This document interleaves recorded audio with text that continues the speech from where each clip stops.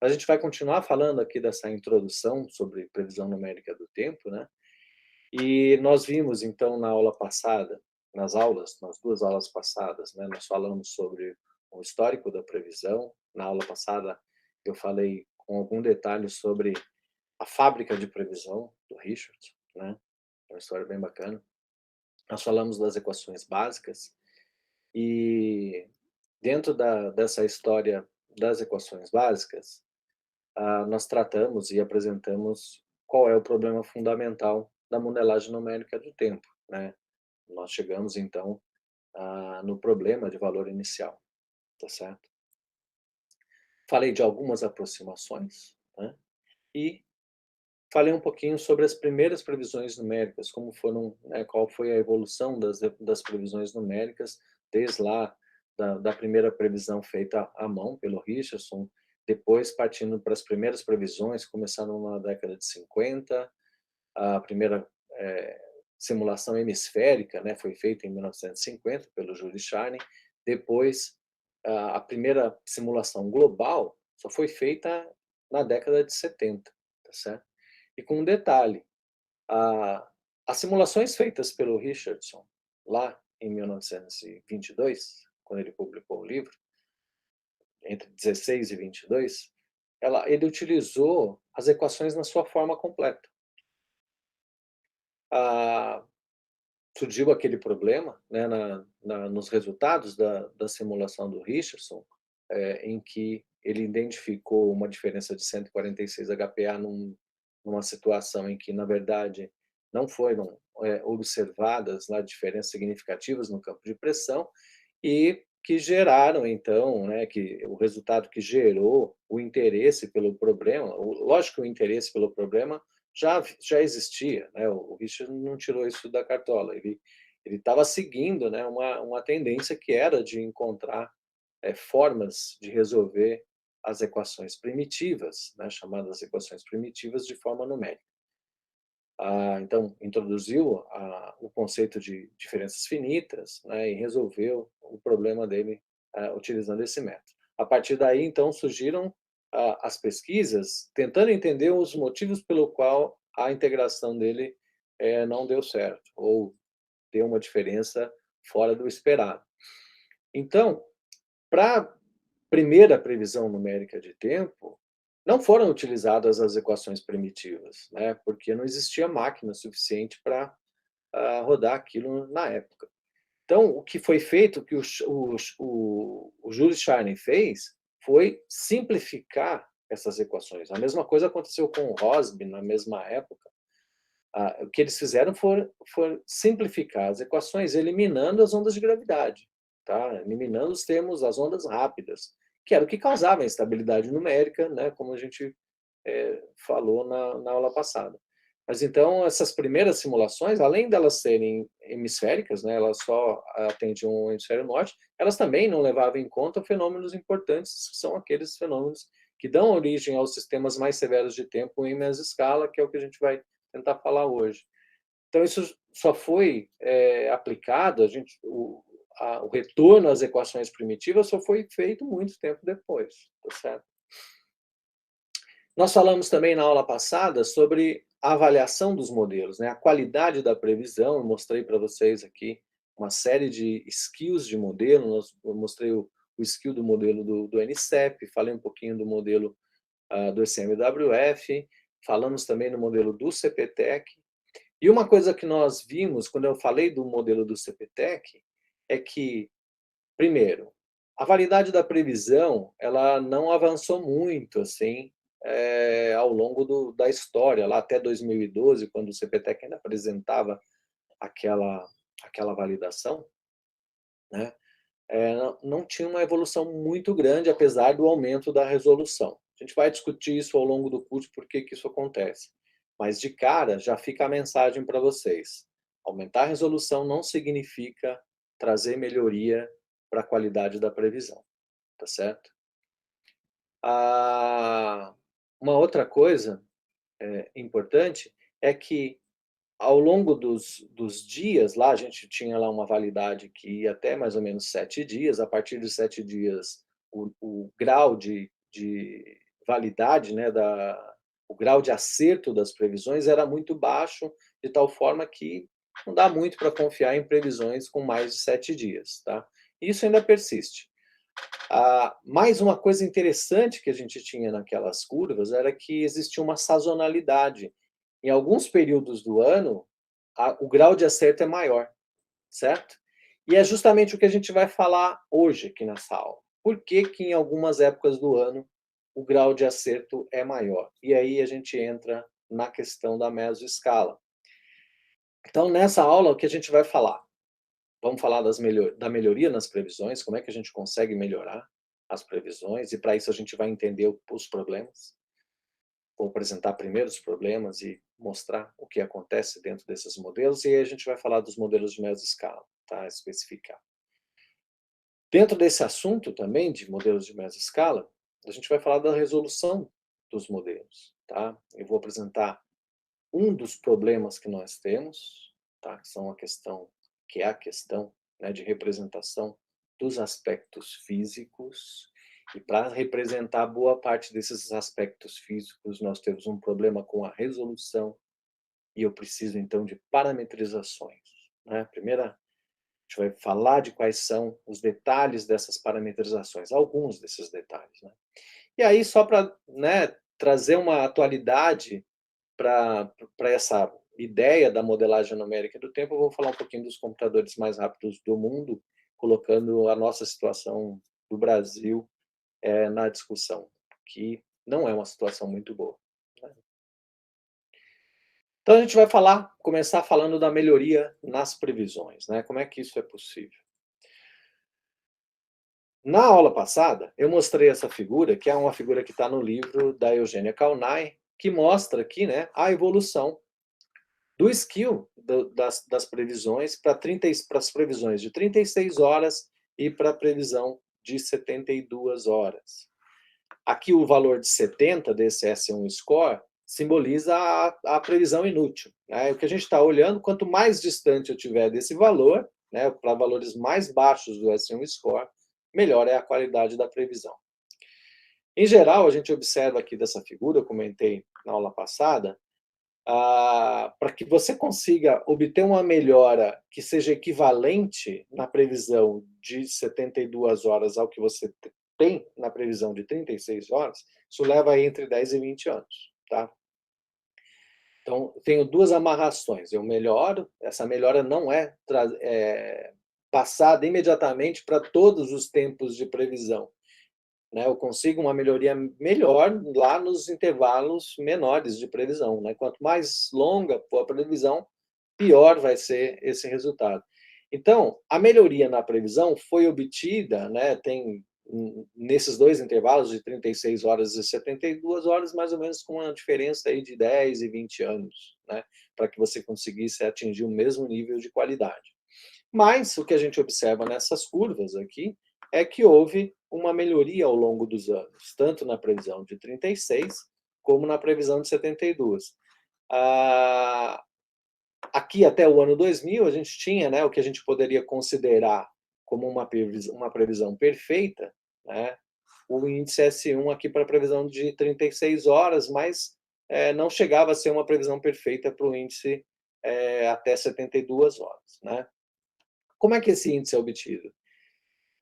É bem simples, na verdade. Você analisa o geopotencial em 500, né? Esse é o padrão estabelecido para fazer a validação desses modelos, em geral, a validação de modelos globais, tá certo? O que permitiu, né, o avanço, né, desses modelos ao longo dos anos? Então, aqui do lado direito, a gente tem um quadro que mostra como foram feitas as simulações do IPCC, né, o painel internacional sobre mudanças climáticas, né? Desde 1990 foram feitos relatórios, tá, do IPCC, e para cada um desses relatórios foram utilizados modelos com diferentes características. Que características são essas? Primeiro, a resolução, que é o que está demonstrado aqui nesses painéis do lado direito.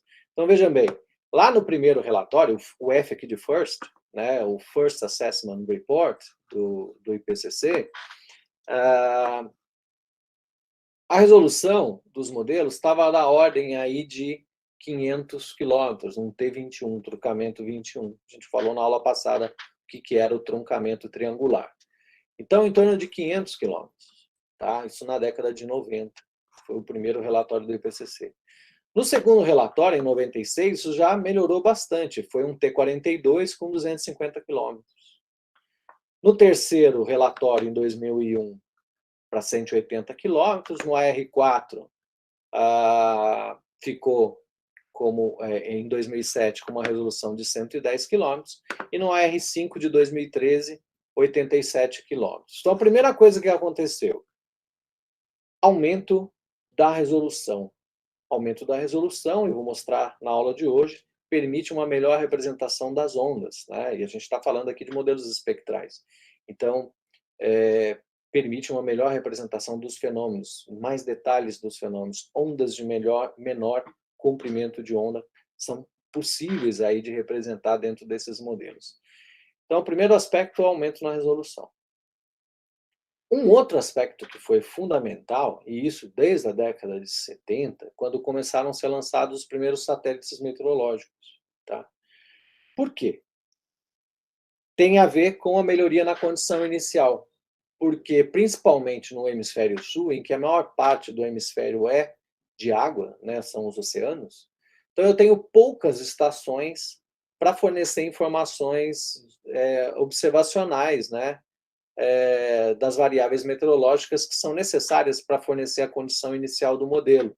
Então, eu tinha pouca informação para a condição inicial. Com o advento dos satélites, apesar de não ser um valor perfeito, a gente chama de retrieval de satélite, é uma aproximação. Então, são valores aproximados, né? Primeiro que até e principalmente naquela época, a gente não tinha valores em níveis verticais. Você tem um valor que é integrado em toda a coluna. O satélite está vendo a superfície. Ele não está vendo camada por camada. Hoje existem softwares que tentam fazer essa representação por camadas nos dados de satélite, mas são parametrizações também. Não é o que o satélite mede exatamente, tá certo? Então, o que o satélite mede é um valor integrado na coluna. E aí a gente faz a derivação para a superfície, né, ou para diferentes níveis com o conhecimento que a gente tem e com as parametrizações que existem. Mas, de qualquer forma, informações como temperatura da superfície do mar, né, que antes eram obtidas só com boias, começaram a ser obtidas num domínio espacial muito maior, certo? Então, isso permitiu uma melhoria na condição inicial dos modelos, o que é fundamental para o nosso problema, que é um problema de valor inicial. Lembre-se bem, dois aspectos são fundamentais para a modelagem numérica. As equações têm que ser bem representadas, têm que ser mais próximas possíveis da realidade, e a condição inicial a mais acurada possível. Então, esses dois aspectos eles vão nos acompanhar forever, tá? Para sempre, eles estarão ali pegando no nosso pé para que a gente consiga melhorar os modelos. Condição inicial e representação física dos processos. Então, com o satélite, a condição inicial foi melhorada significativamente, tá certo? E com o aumento da resolução, eu consigo representar os fenômenos de maneira mais adequada. Então, sempre nessas duas direções. Um outro aspecto fundamental, e aí entra nessa questão da representação perfeita ou da representação correta dos fenômenos que acontecem na atmosfera. Com a evolução dos modelos, então a gente tem aqui os modelos no meio da década de 70, depois lá meados da década de 80, primeiro relatório, segundo, terceiro, quarto e quinto relatório do IPCC, né? Como que era a representação dentro dos modelos? Então, na década de 70, eu tinha 3 compartimentos, basicamente, dentro do modelo. A atmosfera, a condição de fronteira inferior, que era, em maior parte, sobre a superfície continental, e a condição de fronteira inferior nos corpos de gelo nos oceanos, certo? Então, eu tinha esses 3 compartimentos. Aqui essas colunas, aqui ela representa o quanto existe de conhecimento em cada um dos compartimentos. Então aqui a gente tinha um conhecimento relativamente pequeno da atmosfera na década de 70, com os experimentos, os estudos, isso foi crescendo ao longo do tempo, né, até chegar nesse nível que a gente tem aqui, lá por volta de 2013, quando foi publicado o R5. A mesma coisa para a representação da superfície, e a superfície é muito importante porque ela fornece a condição de fronteira inferior do modelo atmosférico, né? Assim como no oceano eu vou ter a parametrização, né, de corpos d'água, lá são os modelos oceânicos. Isso se estendeu apenas aumentando o conhecimento em cada um desses 3 compartimentos já existentes até o primeiro relatório do IPCC. Com o primeiro relatório, percebeu-se então que era necessário incluir outros aspectos que não eram contemplados antes.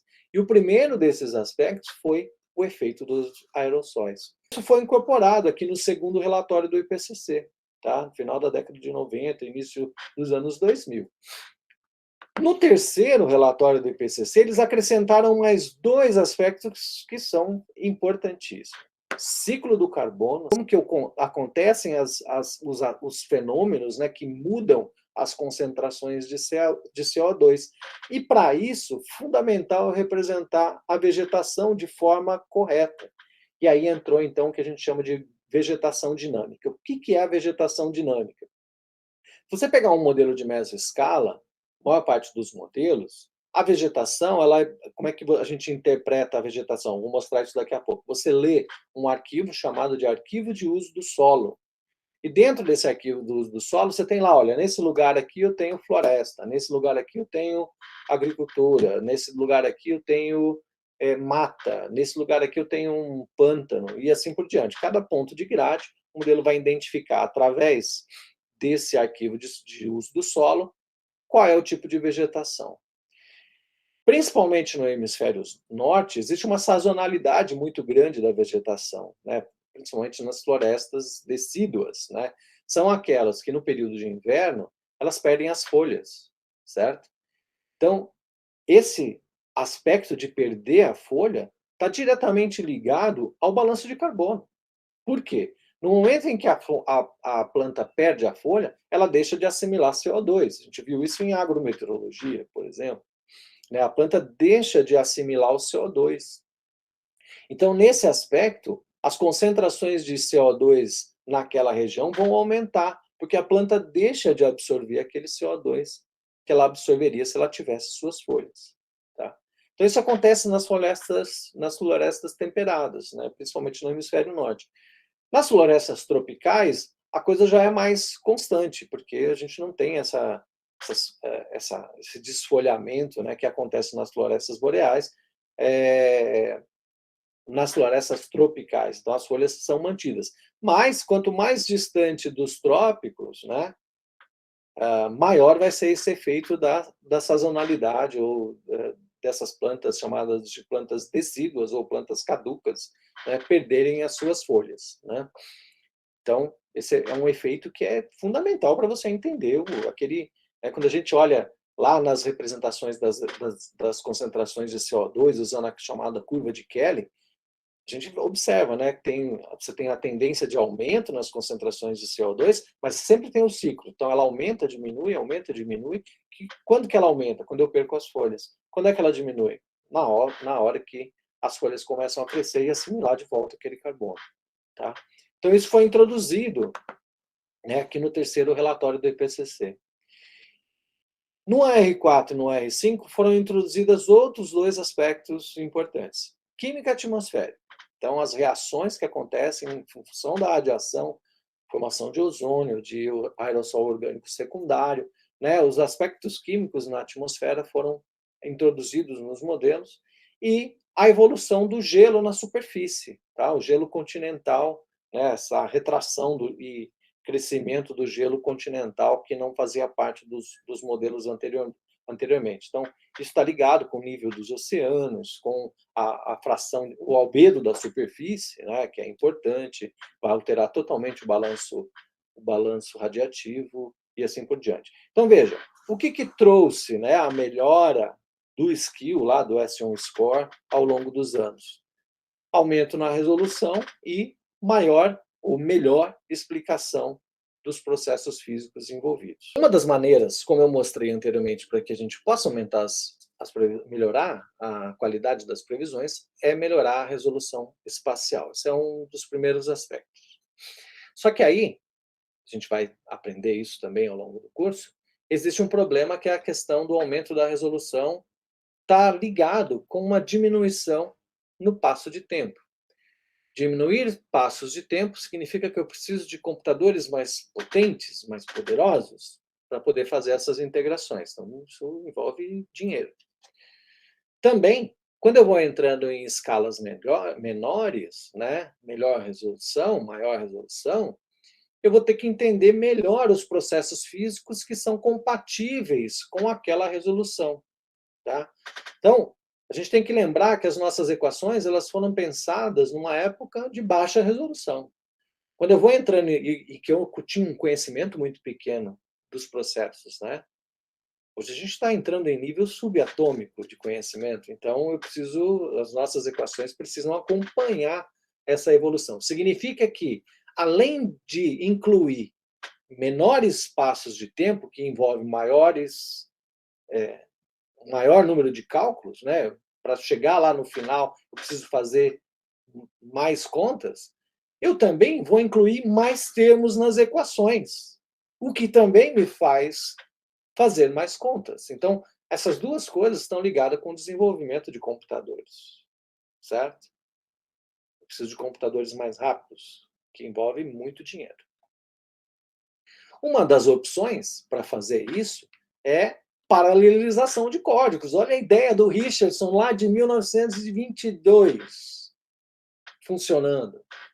Paralelismo de códigos. O que isso significa? Em vez de usar um computador, eu vou pegar vários computadores, cada um eu divido o domínio em pedacinhos, dou um pedaço do domínio para cada processador, né? E aí junto aquela informação depois. Códigos paralelos. Tá? Vamos falar um pouquinho, então, da resolução horizontal dos modelos. Eu gosto dessa figura porque eu tenho um carinho especial por ela, é uma das figuras da minha tese de doutorado, né, já na década de 2000, lá final da década de 90. E naquela época a gente rodava operacionalmente dentro do master uma grade, né, que tinha 16 quilômetros de espaçamento. Tá? É essa grade aqui. Aqui nessa figura, então, a gente tem a área urbanizada da região metropolitana de São Paulo. Esses pontinhos aqui são as estações de observação que eu tinha na época, né? na rede da CETESB até na época, e a estação do IAG, que é uma dessas estações que está aqui, que eu usava para comparar com as observações para validar o modelo. Então, 16 quilômetros. Tá? Veja que numa grade de 16 quilômetros, eu tenho dentro da região metropolitana, isso aqui tem mais ou menos 40 quilômetros de ponta a ponta, né, de oeste a leste, em torno de 40 quilômetros. Veja que eu tenho 1, 2, 3 pontos. Tá? Na melhor das hipóteses, eu tenho 3 pontos para representar tudo o que acontece aí dentro dessa área urbana. Tá? Essa era a situação naquela época, 16 quilômetros. Então, o que acontece quando a gente aumenta a resolução? Então, vamos seguir no sentido inverso. Qual é o sentido inverso? Vamos pegar uma imagem, essa imagem de satélite, né, eu tirei do Google. Ela está centrada numa região aqui que vocês devem conhecer. Aqui é a USP Leste, aqui é o Parque Ecológico do Tietê. Para quem conhece essa região, isso aqui é a Avenida Ayrton Senna, e aqui é a rodovia Aéreo Schmidt, que é aquela que vai para o aeroporto de Guarulhos. Tá certo? Então, nessa região, veja, nós temos aqui uma área vegetada, isso aqui é o rio Tietê, isso aqui é a área de várzea, né, do rio Tietê, tá? É uma região que, inclusive, inunda, né, a boa parte do tempo, principalmente durante o verão, sempre inunda, porque é a região de várzea do Tietê, né, é o lugar para ele se expandir na estação chuvosa, né? Temos aqui a Zona Leste, que é uma área de taxa de ocupação muito alta, as construções são muito próximas praticamente não existe intervalo entre as construções, pouquíssima área verde, né? A gente tem aqui pequenos fragmentos de vegetação só. Aqui eu tenho a Zona Norte, isso aqui é o Parque Novo Mundo, né? É uma área que tem muita transportadora, muita indústria, galpões, armazéns, tá? Mesma coisa que nessa região aqui de Guarulhos, né? Muitos galpões, empresas, né? Indústrias, fábricas, tá? Tem uma região aqui de solo nu, né? O solo exposto, terra, né? Sem vegetação. Enfim, tem um domínio aqui, não muito grande, mas que é extremamente complexo e heterogêneo, tem várias configurações possíveis aqui, né? Do lado esquerdo aqui, eu coloquei essa linha amarela representa 1 quilômetro, tá? Essa distância aqui é 1 quilômetro, tá? Como é que a gente faz para modelar, para colocar essa informação dentro do modelo atmosférico? Primeira coisa, o modelo atmosférico ele vai trabalhar com pontos de grade, né, ou com uma grade, a gente chama de grade regular. Existem modelos que trabalham com grade irregular também, mas em geral a gente trabalha com grade regular. Então a primeira coisa que a gente vai fazer é dividir esse domínio em uma grade. Eu vou fazer isso aqui, ó, tá? Então eu tenho, né, uma grade que vai representar esses aspectos da superfície de alguma maneira. Como que ele vai fazer isso? Ele vai fazer da seguinte forma.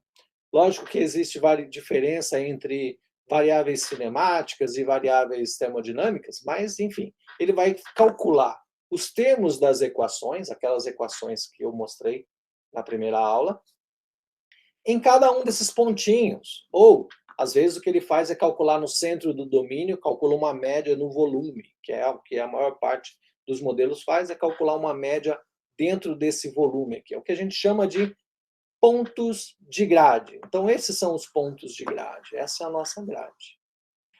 Nesse caso aqui, eu estou representando isso com 1 quilômetro.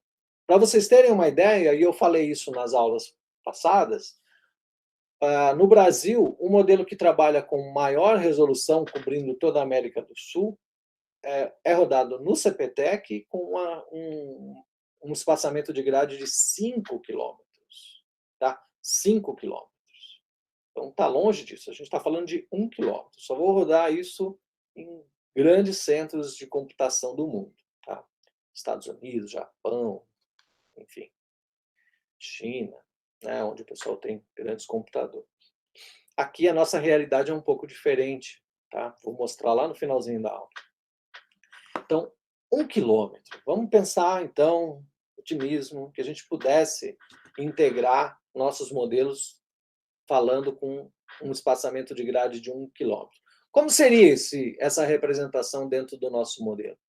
Como é que a gente representa e como é que eu coloco essa informação do uso do solo lá dentro do modelo numérico de mesoscala?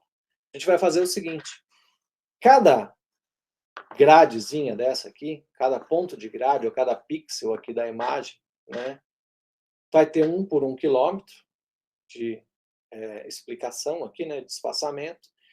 Então, a gente tem que definir o que eu tenho dentro desse arquivo de 1 por 1 quilômetro.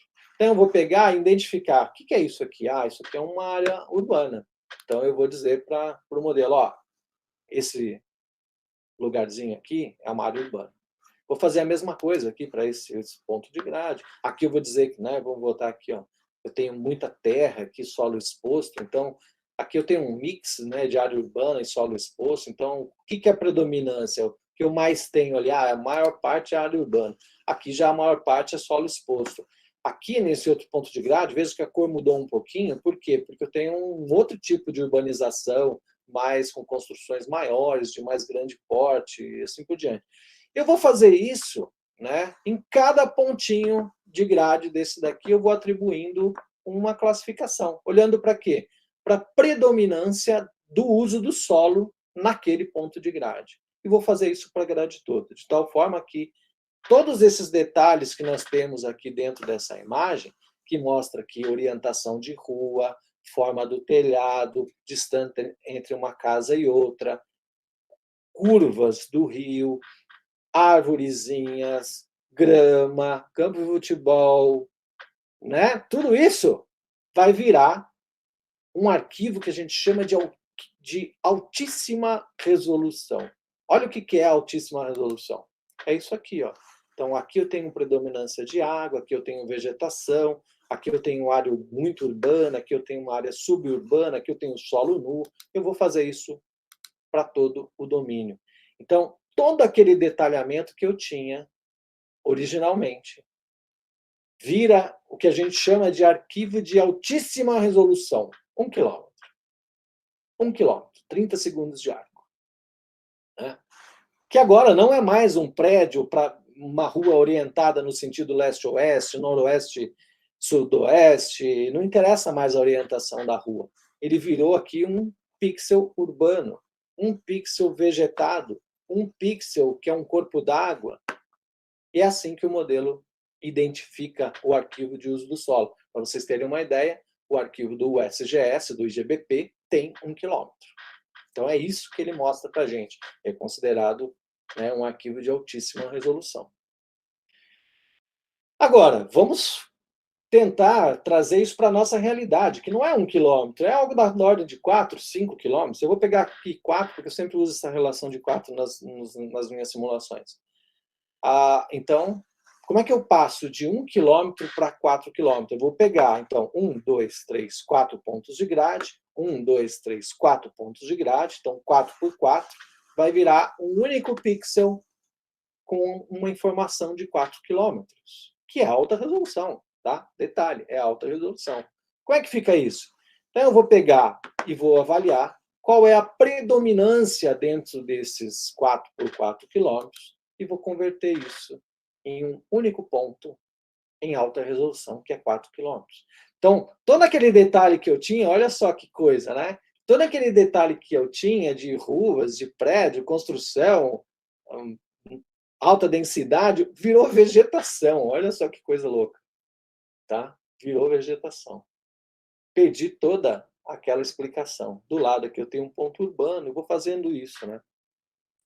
Então, vamos pegar aqui agora, ó, eu peguei aquele mesmo ponto que eu tinha desenhado antes de 1 quilômetro, agora eu aumentei para 4 quilômetros, pontinhos de 4 quilômetros, de 4 por 4 quilômetros.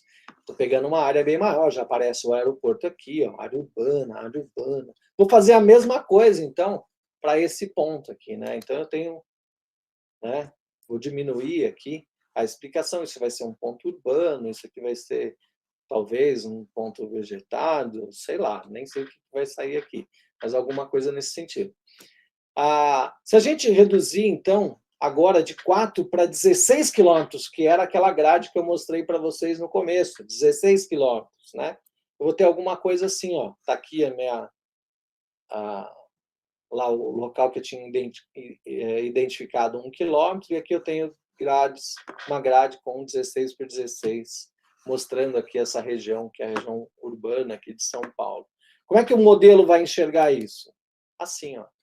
Esse é o uso do solo com 16 quilômetros que o modelo enxerga. Quando eu ploto lá a condição, né, de superfície do modelo em 16 quilômetros, é isso que ele vai te mostrar. Então, olha só, vários aspectos. Olha o que virou a área urbana, né? É isso aqui, ó. A região metropolitana de São Paulo, no modelo de 16 quilômetros, é isso aqui, ó. Tá? Outro aspecto importante, olha como fica a linha de costa, né? Ela não fica mais na direção predominante de nordeste, sudoeste, né? Ela fica meio que, tá, quadradona, assim, né? Agora imagina um modelo que tem resolução ainda mais baixa, 64 quilômetros, por exemplo, né? Que seria alguma coisa assim, ó, tá? 64 quilômetros de espaçamento de grade. Olha como o modelo vê uma grade de 64 quilômetros. Assim, ó. Cadê a urbana? Né? Cadê a rua? Cadê o prédio?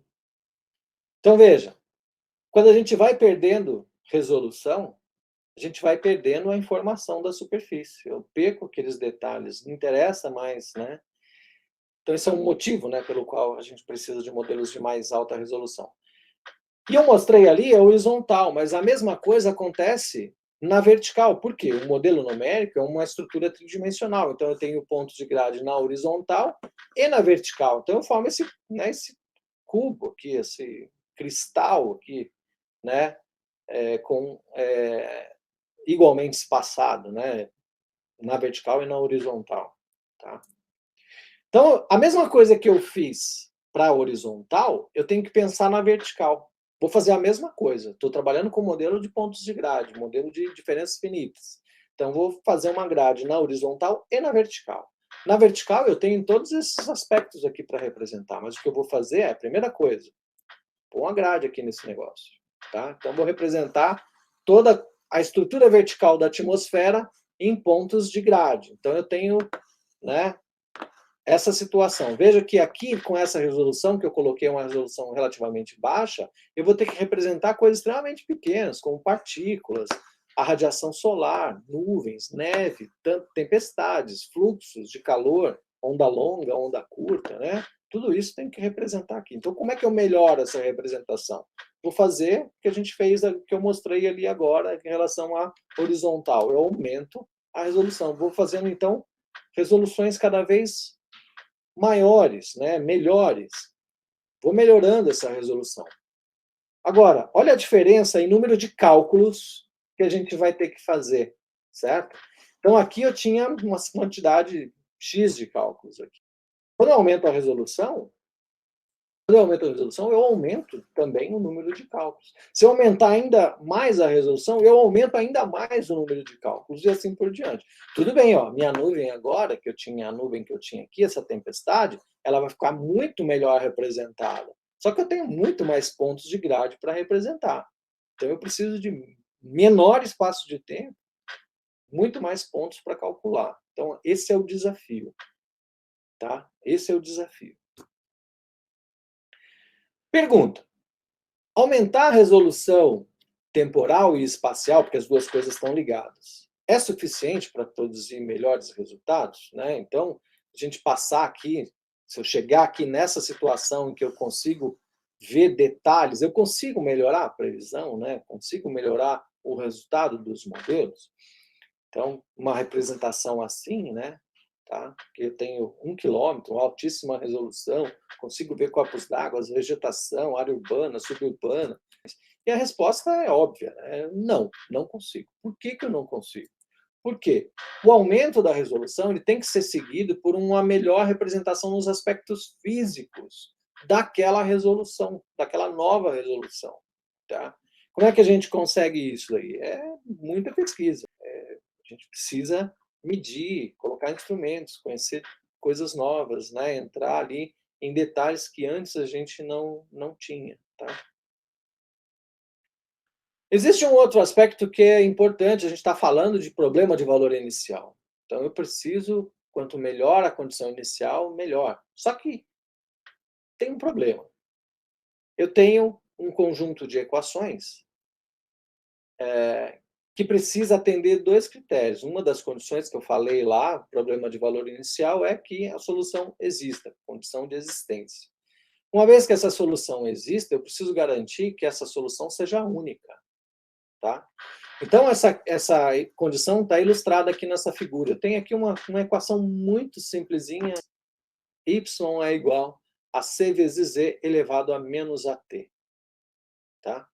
Equação relativamente simples, mas, né, para diversos valores aqui de tempo, né, e dessa variável que há, eu posso ter diferentes resultados simplesmente variando aqui o valor de C, que está ilustrado aqui nessas curvas, chamadas de curvas uniparamétricas. Para cada valor de C, que está ilustrado aqui nessa legenda, né, eu tenho um resultado diferente para a mesma equação. Curvas uniparamétricas. Então, o que eu preciso fazer? Eu preciso definir qual é a curva que eu vou escolher para essa mesma equação. Ou seja, qual é a solução? Essa solução tem que ser única. Como é que a gente faz isso? Escolhendo a condição inicial. Quando eu escolho a condição inicial para cada pontinho de grade, eu vou eliminar, então, esse C, eu vou escolher qual é o valor do C. E quando eu digo escolher qual é o valor do C, isso significa pegar um valor da observação e substituir lá no valor do C, para que ele represente, né, a evolução conforme aquela condição inicial. Então, esse é o impacto, né, que a condição inicial tem nos nossos resultados. Então, quanto melhor for a informação da condição inicial, melhor vai ser o resultado lá na frente. Muito bem.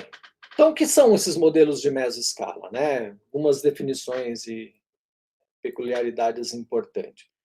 Mas, quando a gente pega... Isso aqui é uma figura que foi extraída do livro de Micrometeorologia do Stu, né, de 88, e ele mostra, né, essa figura, isso aqui é um anemógrafo, é um registro de um anemógrafo. Então, eu tenho lá uma agulha que fica continuamente registrando a velocidade do vento. Tá? Então, o que a gente mostra, né, nessa figura é, primeiro, é um sinal bastante ruidoso. Então, aumenta, diminui. Mas eu consigo identificar dentro dessa escala aqui, né, desse intervalo de tempo aqui, um período em que os valores estavam aqui em torno de 6, né, se eu pegar aqui esse período aqui, uma média aqui mais ou menos de 6. Aí aqui nesse período caiu em torno de 5,5, aqui caiu um pouco para 5 e permaneceu mais ou menos 5 até o final aqui. Então, esse sinal ele vai variando em torno de um valor médio, conforme eu pego intervalinhos pequenos de tempo. Então, eu sempre posso pegar, né, isso e fazer uma separação aqui. Ó.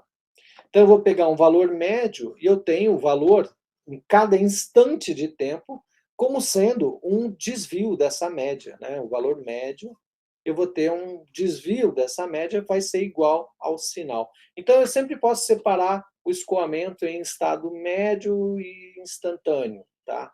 Esse é o sinal que eu estou medindo num instrumento, é sempre uma composição entre um valor médio e uma perturbação em torno desse valor médio. Tá?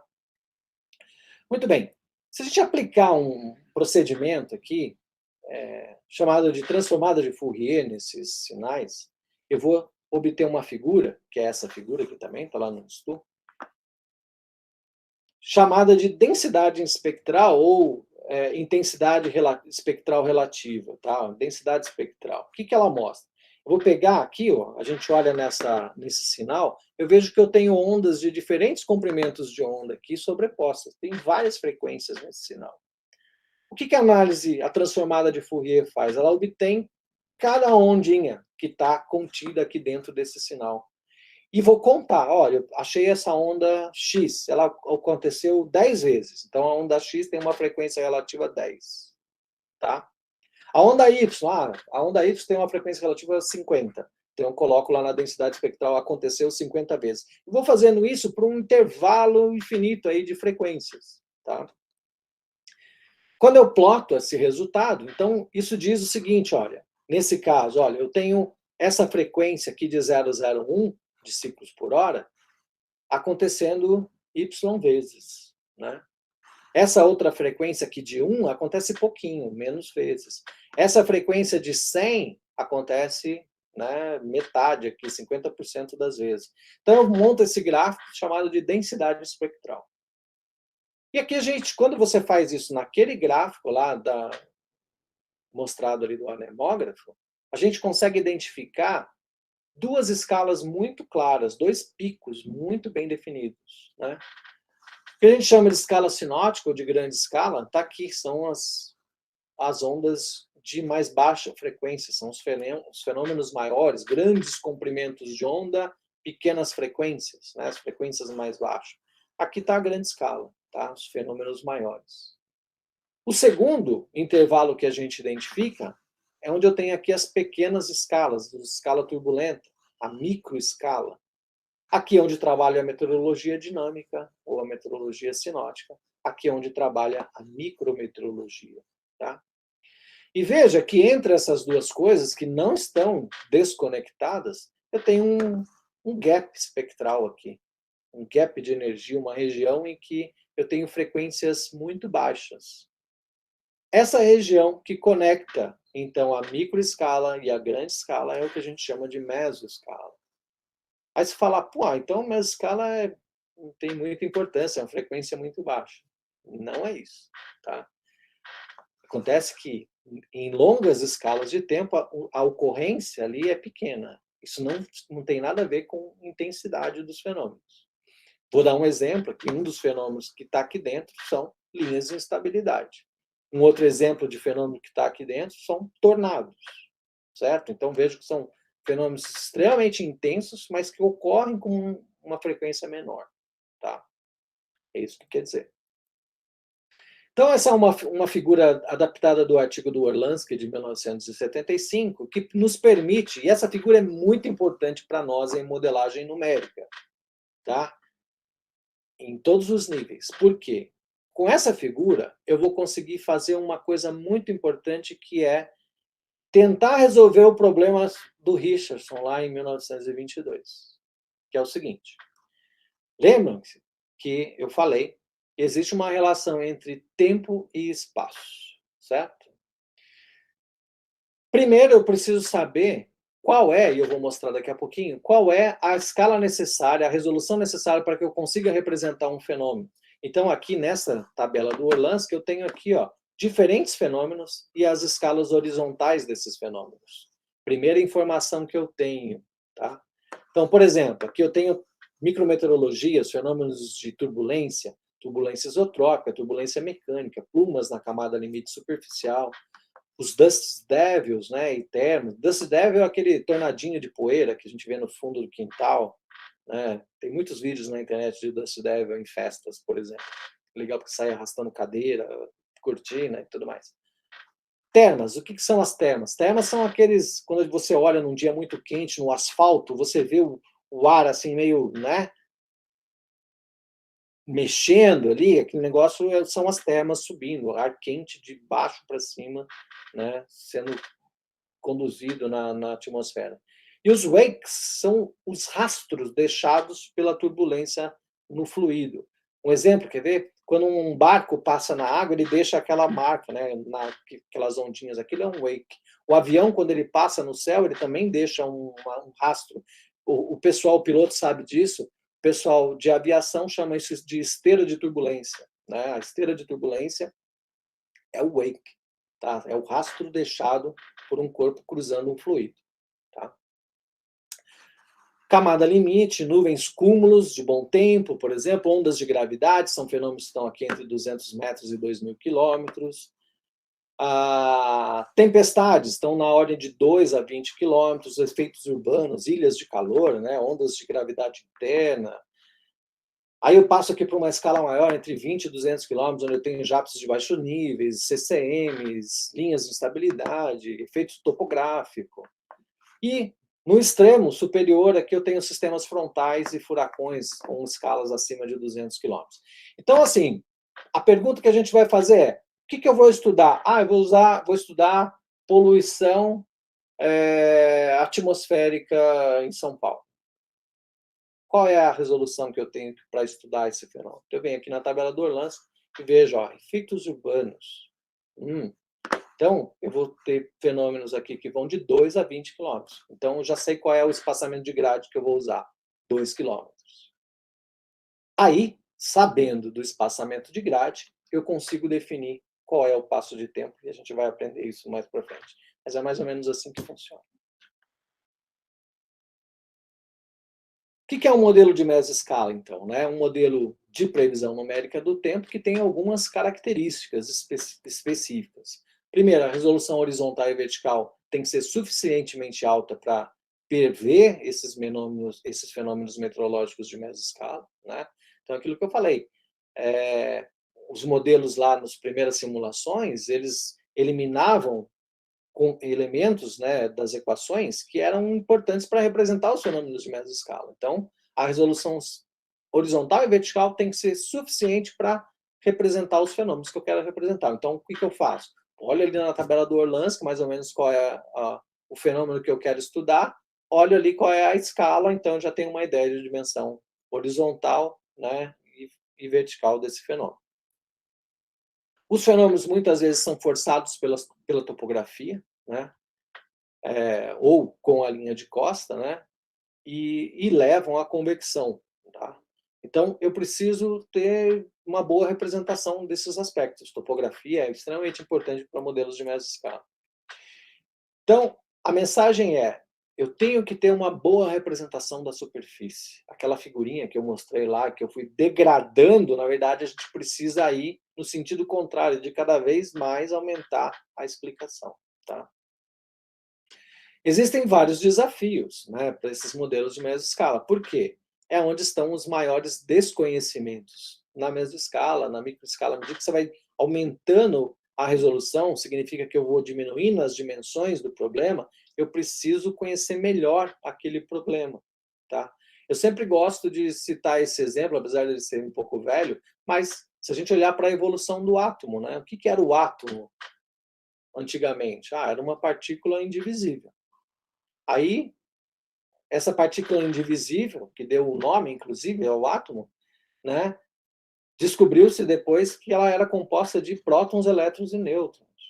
Depois de que essa estrutura, na verdade, tinha ainda outras subpartículas, e aí foram surgindo míons, íons, quarks, leptons, né? São subpartículas que eu tenho dentro do átomo. Quer dizer, à medida que a gente vai entendendo melhor, eu tenho equipamentos mais sofisticados, eu consigo ir analisando melhor a estrutura da matéria. Tá? Então, à medida que a gente vai aumentando a resolução, essas coisas vão aparecendo, essas estruturas vão aparecendo, coisa que a gente não via antes nos modelos de mais baixa resolução. Então, o desafio. A maioria dos eventos severos ocorre em mesoscala. Tempestade, tornado, linha de instabilidade, CCM, downburst, todos esses fenômenos fantásticos de meteorologia, eles ocorrem em mesoscala, tá? Em mesoscala. Mesmo os furacões e a origem das frentes dos sistemas frontais ocorrem em mesoscala. Exemplos: visibilidade, extremamente importante para a aviação, para o tráfego de veículos em estradas, né, para várias coisas. Turbulência, o estado dos oceanos, o estado do mar, ondas, né, que variam em poucos quilômetros. Aí tem um impacto enorme. Os maiores impactos são nessa escala. Navegação, controle de tráfego aéreo, rodovias, né? Questão: como é que eu consigo representar todos esses fenômenos em alta resolução? E aí que entra o nosso problema, e por isso que a gente vai chegar lá nos modelos de área limitada. Como é que eu represento esses fenômenos de alta resolução num domínio global, né? Então vamos lembrar aqui do nosso problema. Eu tenho a Terra, certo? Essa é uma das fotos aí da Terra. E a gente vai colocar isso dentro de um modelo numérico. Primeira coisa que eu faço, põe uma grade aqui no bicho. Então, esse vai ser o nosso mundo numérico, tá? Então, tem os pontinhos de grade aqui, né? E vou representar isso dentro de um modelo. Muito bem. E aí a gente abre isso, né? Coloca isso num plano. Então, eu tenho aqui uma grade regular, igualmente espaçada, representando o planeta. Vamos fazer uma aproximação aqui. Vou pegar a nossa figurinha lá de 16 quilômetros. Olha só o pedacinho que isso representa dentro do nosso modelo global. Eu ainda estou deixando um pouco maior ali para a gente conseguir ver. Na verdade, ela é bem menor do que aquilo. Mas, então, eu tenho uma pequena representação ali, que era o que eu conseguia fazer com os computadores que eu tinha na época, mas eu preciso representar, na verdade, o globo todo. Por quê? Caso contrário, eu vou ter que fornecer as informações na fronteira aqui desse domínio, então eu crio um outro problema, que é o problema da condição de fronteira, dentro desse domínio pequenininho, tá? E eu vou ter que tirar isso do modelo global, né? Existem modelos de mesoscala fazendo simulações globais? Existem, tá? Só que eu tenho um problema. Eu preciso de muito tempo para concluir a execução, né? Isso, eventualmente, pode levar à invalidade, né? Inutilidade daquela previsão. Uma coisa que eu sempre preciso levar em conta quando eu falar em previsão de tempo. A previsão, ela só serve se ela ficar pronta antes do negócio acontecer, tá? Eu posso ter uma previsão perfeita de um fenômeno daqui a 30 dias? Posso, mas seria ótimo, né? Provavelmente os resultados seriam muito bons, muito melhores do que uma previsão feita mais curta. Só que ela já não vale mais, já passou. Então, a regra básica para a previsão, ela tem que ficar pronta antes do fenômeno acontecer. Essa é uma limitação, tá? Sempre tem que olhar. Quanto tempo eu estou gastando para fazer essa previsão? Se o tempo for maior do que o fenômeno acontecer, ela não serve mais. Então, a regra é, uma previsão tem que ficar pronta em 3 horas, tá? Uma no máximo em 3 horas a previsão tem que ficar pronta. Lógico que depende do intervalo de tempo que eu estou falando, mas a regra é mais ou menos essa, eu uso 3 horas, é o meu limite para que a integração fique pronta. Por quê? Porque daí, depois que ela ficou pronta, eu vou ter que passar essa informação para os centros, né? E aí os centros regionais vão fazer as suas próprias previsões, vão analisar, o meteorologista vai olhar aqueles campos, vai fazer ali a avaliação daquilo e vai, porque os modelos eles não fazem previsão. O modelo calcula os campos, quem faz a previsão é o meteorologista, certo? Então ele precisa analisar esses campos, ele precisa ter tempo para isso. O que a gente faz então?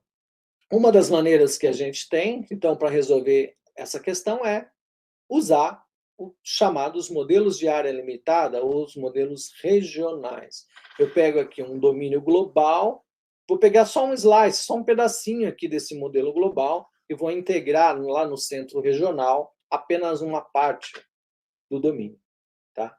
Quando eu faço isso, eu crio um problema, que é o seguinte, eu preciso informar o modelo quais são os valores aqui nas fronteiras. Então, o que era antes um problema simplesmente de condição inicial, passa a ser agora também um problema de condição de contorno. Tá?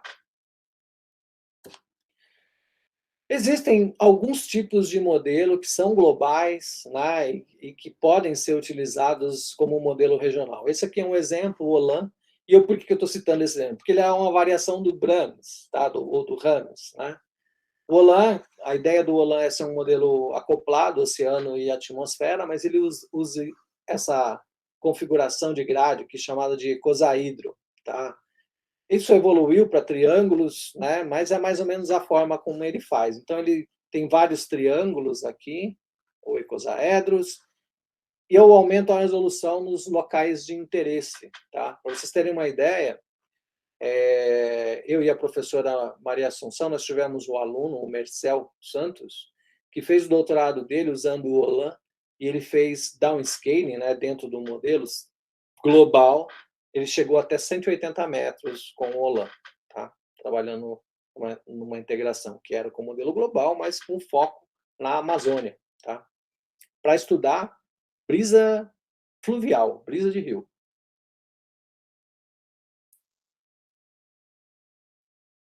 Por que a resolução horizontal é importante? Eu já falei um pouquinho quando a gente falou lá do modelo espectral, né? Eu falei para vocês um pouquinho disso, agora a gente vai falar com maior detalhe.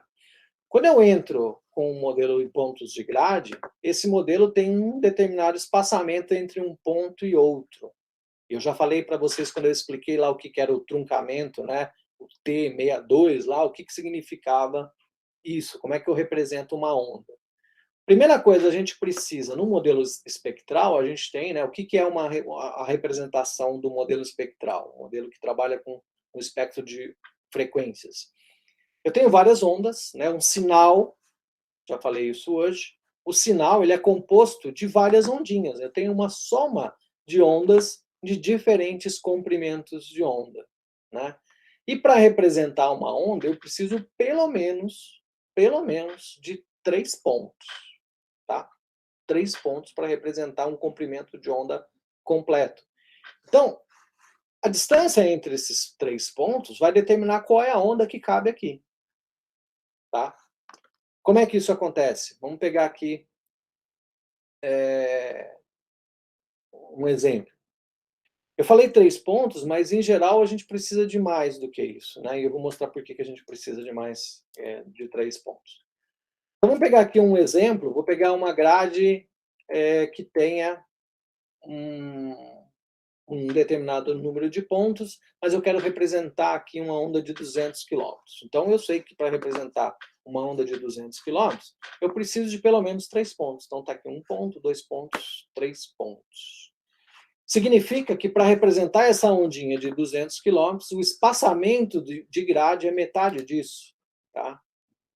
Ele corresponde aqui a 100 quilômetros. Então, para representar uma onda de 200 quilômetros, na pior das hipóteses, tá? Ou na melhor das hipóteses, com o pior dos resultados, eu vou ter que usar um espaçamento de grade de 100 km. Então, 2 ΔX representam o fenômeno de interesse. Esse é o número mágico da modelagem. Tá? 2ΔX representa o fenômeno da maneira mínima, ruim. Mas é o mínimo que eu preciso para conseguir representar um fenômeno. Isso significa o seguinte, se eu estiver usando um modelo que tem um ΔX de 100 km, e a gente conhece vários, né, que trabalham reanálises, por exemplo, hoje tem reanálise com 25, mas até pouco tempo a gente usava reanálise com 100 km. Então, se o seu modelo tem um espaçamento de grade de 200 km, significa que o fenômeno que ele representa, na melhor das hipóteses, é um fenômeno que tem 200 km de dimensão horizontal. Tá? Tem brisa aí? Não, não tem brisa. Tem linha de estabilidade? Não tem linha de estabilidade. Tem CCM? Não tem CCM. Tá? Então, mesoscala foi para o espaço aqui, com 100 km. Mas essa é uma forma que a gente tem de representar uma onda. Como é que a gente melhora isso? Ah, tem que aumentar a resolução. Por exemplo, eu posso pegar aqui, então nesse caso aqui eu tenho 3 pontos de grade. Como é que eu aumento isso? Eu quebro isso pela metade, né? Em vez de 100, uso 50 espaçamento de grade. Para isso, eu vou precisar de 1, 2, 3, 4, 5 pontos. Ah, deixa eu voltar aqui num aspecto importante. Ó. Quando eu represento o fenômeno com 3 pontos, na verdade, o que eu estou representando é a média, é o valor médio. Eu não estou pegando os máximos e mínimos aqui dessa onda. Tá? Então, mais ou menos, se eu fosse fazer uma equivalência, seria representar a temperatura média diária, mas esquecer da mínima e da máxima, num lugar. Mais ou menos isso. Uma aproximação, tá? Não é exatamente isso. Mas seria mais ou menos o equivalente. Então, aqui, ó, nessa situação, com 5 pontos de grade, eu já começo a representar os máximos e os mínimos. Para isso, eu precisaria, então, de um espaçamento de grade de 50 km. 4ΔX. 4ΔX, eu consigo representar máximos e mínimos, eu consigo representar ciclo diurno, eu consigo representar a amplitude do fenômeno. Tá? Então, esse é um número que eu recomendo para vocês, sempre que vocês forem fazer dimensionamento de grade, esse é o número que vocês devem seguir, 4ΔX. Então, se eu quero representar um fenômeno de 2 km, 4ΔX significa que eu tenho que usar um ΔX de 500 metros. Tá? Se eu quero representar um fenômeno de 4 km, o espaçamento de grade tem que ser de 1 km. Esse é o ideal. O que seria, esse é o adequado, né? O melhor dos mundos seria, então, eu ter 8ΔX. Então, veja que aqui eu tenho uma representação quase que perfeita da onda, né? Não é perfeita, porque eu estou em diferenças finitas, então eu tenho um erro aqui, a gente vai falar disso mais para frente, mas a onda já está muito bem representada aqui, olha, quase que coincide, né? A representação com 9 pontos de grade. Então, guardem bem isso. 2ΔX é o mínimo, 4ΔX é bom, 8ΔX é o ideal. Tá? Nesse caso, eu precisaria de 25 km.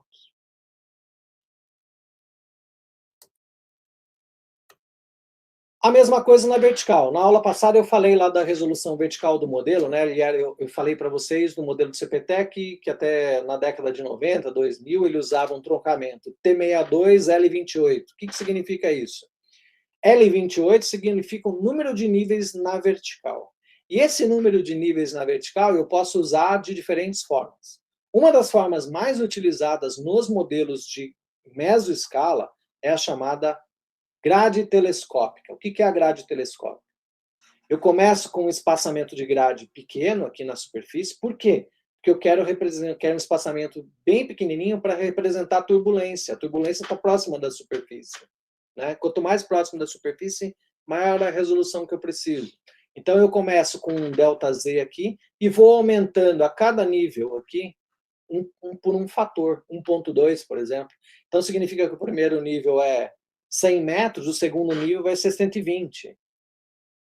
O terceiro nível vai ser 120 vezes 1.2. E assim por diante, até um determinado nível da atmosfera. Geralmente, a gente coloca lá até 1.000, até 2.000 metros, você faz grade telescópica e depois usa valores constantes. Essa é uma das formas. Eu posso usar, por exemplo, uma grade telescópica, mas que é constante da superfície até um determinado nível e começa a crescer a partir de um nível. Por exemplo, eu posso fazer de 20 em 20 metros até 1.000, a partir de 1000 eu uso grade telescópico. Ou eu posso usar essa extensão aí para qualquer número de níveis verticais. O que vai definir isso? Minha necessidade e minha capacidade computacional, tá? Aspectos físicos importantes que a gente tem que representar nessas configurações. Superfície é um negócio extremamente complexo. Então, vejam bem. Nessa figura aqui eu ilustro alguns desses fenômenos, desses aspectos físicos que a gente vai ter que representar dentro do modelo. E que são fenômenos que acontecem em escalas que são menores que o espaçamento de grade que a gente usa nos modelos de alta resolução. Tá? Um exemplo principal aqui é a radiação solar. Tá? Radiação solar, né, uma frequência muito mais alta do que aquela que a nossa grade consegue representar. Significa que eu não consigo resolver explicitamente a radiação solar. Então, eu preciso de uma parametrização de radiação. Modelo de superfície aqui, que trata de fenômenos como a evapotranspiração, fluxo de calor sensível, fluxo de calor latente, ou emissão de radiação de onda longa da superfície para a atmosfera, são todos fenômenos que acontecem numa escala que é menor que a escala da grade do modelo. Uma árvore é menor do que a escala da grade do modelo. Umidade do solo, evapotranspiração, fluxo de calor latente, fluxo de calor sensível, convecção de forma geral, né? Todos esses aspectos são aspectos que acontecem em escalas que são menores que a escala da grade. São os chamados fenômenos subgrade. Então, para todo fenômeno subgrade, eu tenho que criar uma parametrização. Olha para áreas urbanas, por exemplo, né? Eu tenho os prédios aqui, eu tenho as ruas, em poucos metros aqui eu tenho variações extremamente complexas, né? O escoamento do ar, né? Tudo isso aqui vai acontecer de uma forma muito complexa, difícil da gente representar em modelos. E em modelos de média escala, por exemplo, que é a maior parte dos modelos que a gente utiliza para previsão, você não consegue representar explicitamente essas diferenças aqui. Então, eu vou precisar também de parametrizações para tratar de áreas urbanas, por exemplo. Tá? Um efeito muito importante, que é o efeito dos aerossóis na atmosfera, né? A interação dos aerossóis com a microfísica de nuvens, né? Servindo ali como núcleo de condensação, seria o efeito direto, né?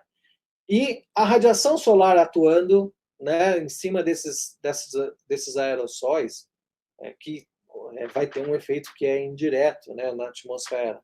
Então, quando a gente olha para o balanço de onda longa e de onda curta na atmosfera, a gente tem uma configuração sem aerossóis, né?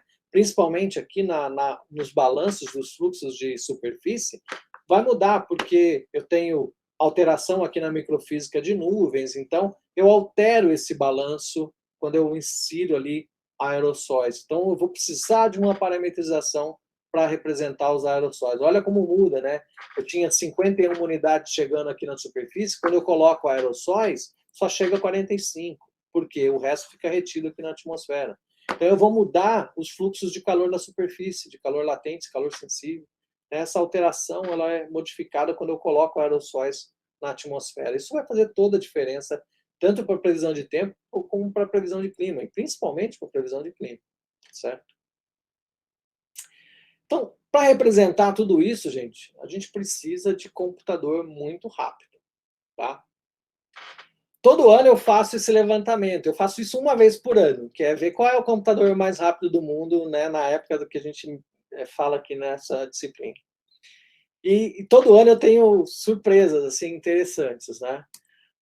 No ano passado, eu coloquei, essa figura é do ano passado, até o primeiro semestre de 2020, o computador mais rápido do mundo era esse aqui, do Departamento de Energia dos Estados Unidos, tá? O DOE, tá? E estava localizado nesse laboratório, que é o Reed National Laboratory dos Estados Unidos, tá? É um computador da IBM, né? Chamado de Summit. Aqui, né, em cima desses computadores, né? Vejam que tem tubulações aqui com cabos de energia e cabos hidráulicos, tá? Cabos de água. A água é utilizada para a refrigeração desse computador. Ele é refrigerado a água. Os processadores aqui à direita, ó, tem esses tubos de refrigeração a água, tá? Desse computador. De tão quente que ele precisa de uma refrigeração especial. E esse computador, né, ele era o computador mais rápido do mundo, né, até o ano passado. Até o ano passado, estava tendo mais ou menos que uma alternância entre os computadores chineses e os computadores americanos, tá? China e Estados Unidos ali competindo pelos computadores mais rápidos do mundo. Olha só, 2 milhões de cores, tá? Tem esse computador. 2 milhões e meio de cores, né? Custou, na época, 200 milhões de dólares, esse Summit, tá? Isso foi o ano passado, primeiro semestre do ano passado. E a previsão deles naquela época é que esse ano, para 2021, o computador mais rápido seria esse aqui, o Frontier. Se vocês quiserem, entre lá no site do Oak Ridge Laboratory e vocês vão ver a história do Frontier, que está em construção. É um computador da Cray, que é uma fabricante de computadores. Mas, e eu estava esperando, né, que o Frontier tivesse pronto. Quando eu fui fazer o levantamento, talvez até o final do ano ele fique pronto. Mas aí eu fui fazer o levantamento dos top 500, né, desse ano e me deparei com esse computador aqui, que é o mais rápido do mundo. A competição estava ali entre Estados Unidos e China e, de repente, vêm os japoneses e quebraram tudo, né? É o Heiken, tá? É um computador chamado de Fugaku, nesse Heiken Center, né, de computação científica no Japão. Fugaku é a tradução em japonês para Monte Fuji. Então, esse é o símbolo do computador aqui, o Fugaku. Tá? Então, vejam lá o computador, o Summit tinha 2 milhões de cores, eles criaram um computador com 7 milhões de cores. Tá? Então, quebraram a banca aqui dos americanos e dos chineses, né? Pelo menos por enquanto, porque isso varia de ano a ano. E esse aqui eu recomendo que vocês façam uma visita a esse link que eu coloquei aqui embaixo, porque ele é muito bacana, só mostrar para vocês terem uma ideia.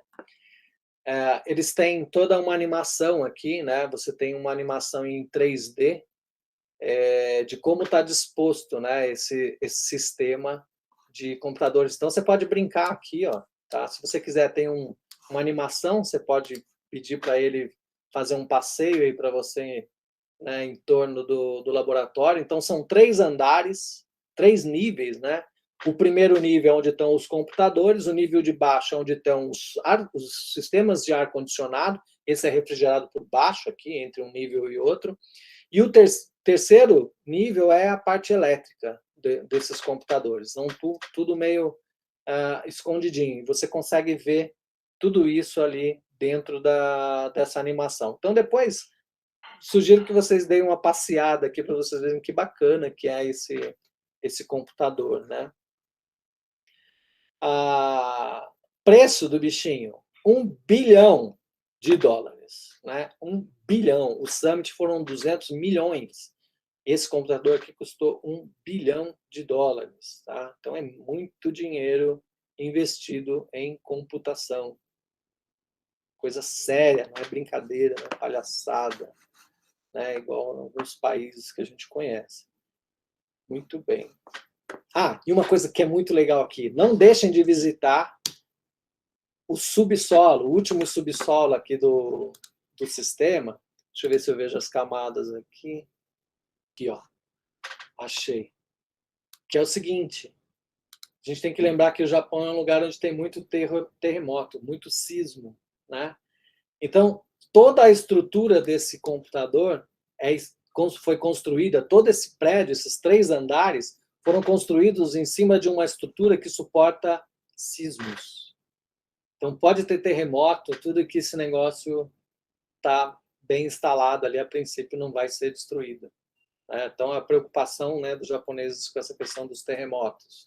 Então, além de tudo, ele ainda está construído numa plataforma que é resistente a terremotos, né? Então, é um negócio muito legal.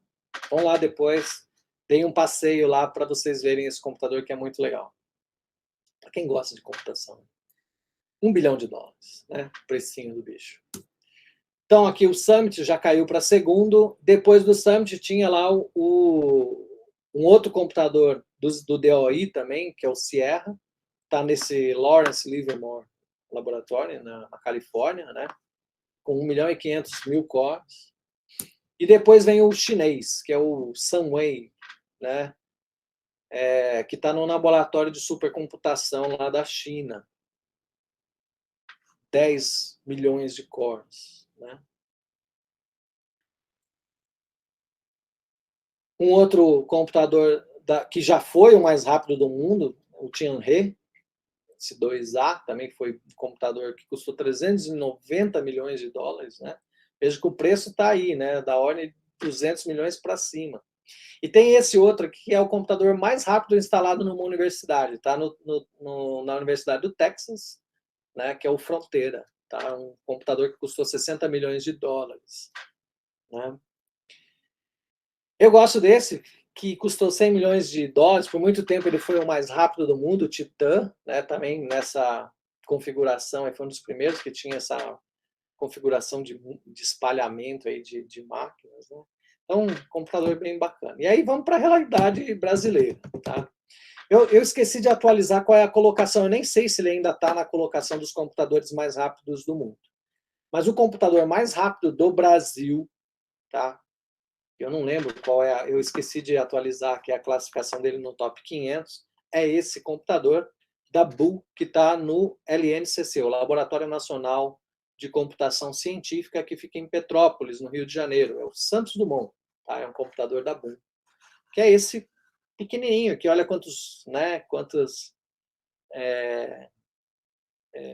hacks eu tenho aqui nesse computador. Comparado lá, custou 60 milhões de reais, né? E mais um custo adicional, porque ele teve um upgrade aqui, depois que ele foi construído. Então, esse é o computador mais rápido do Brasil. O segundo mais rápido do Brasil é da Petrobras, é o Phoenix, com 48 mil cores. A gente estava falando lá de milhões de cores, né? A gente tem 48 mil cores. É o Phoenix. Recentemente, a Petrobras comprou um computador para a Cimatec, lá na Bahia. Está no Senai, lá na Bahia. Custou 30 milhões de reais, né? Que é esse Ogbon. Está na Cimatec, foi comprado pela Petrobras. E no nosso, que nem sei se ainda existe, na verdade, no nosso centro de computação para meteorologia, voltado à meteorologia, que é o CPTEC, o computador mais rápido é um CREI, que é o Tupan, que custou 50 milhões de reais. Então, pessoal, com isso, eu termino essa parte introdutória, né? Na próxima aula a gente vai falar então de equações primitivas. Vamos pegar lá qual era o problema do Richardson, como que ele representou, né? A gente vai falar das possíveis representações das equações primitivas em diferentes coordenadas. Eu vou falar de uma e vou passar para vocês a referência para as outras coordenadas, o texto, né, para as outras coordenadas, mas eu vou mostrar mais ou menos como é que funciona o processo de integração. Porque, veja, eu tenho um conjunto de equações, eu preciso fechar esse conjunto de equações, então a gente vai pegar lá as equações primitivas, vamos pegar a equação de estado, a gente vai conectar essas equações, e aí a gente tem um passo que é o processo de integração. Qual é a informação que eu tenho que passar primeiro para o modelo?